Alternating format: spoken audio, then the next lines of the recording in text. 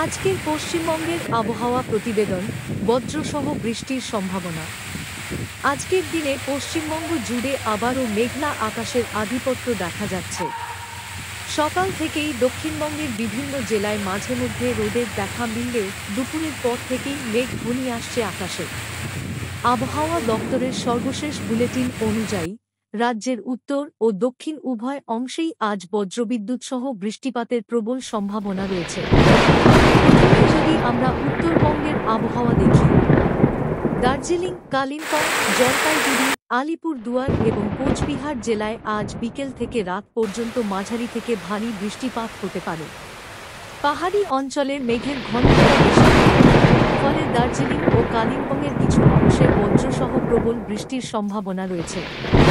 আবহাওয়াবিদদের মতে, হিমালয়ের পাদদেশে সক্রিয় রয়েছে একটি নিম্নচাপ অক্ষরেখা, যা দক্ষিণবঙ্গ পর্যন্ত বিস্তৃত।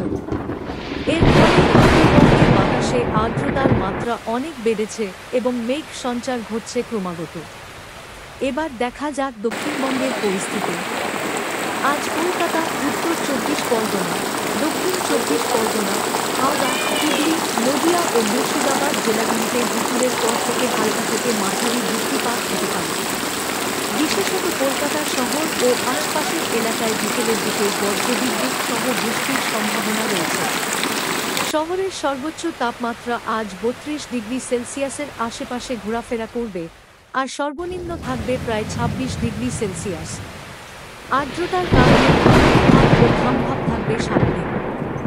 এছাড়া পূর্ব পশ্চিম মেদিনীপুর, ঝাড়গ্রাম এবং বাঁকুড়া জেলাতেও আজ স্থানীয় বজ্রঝড়ের সম্ভাবনা আছে।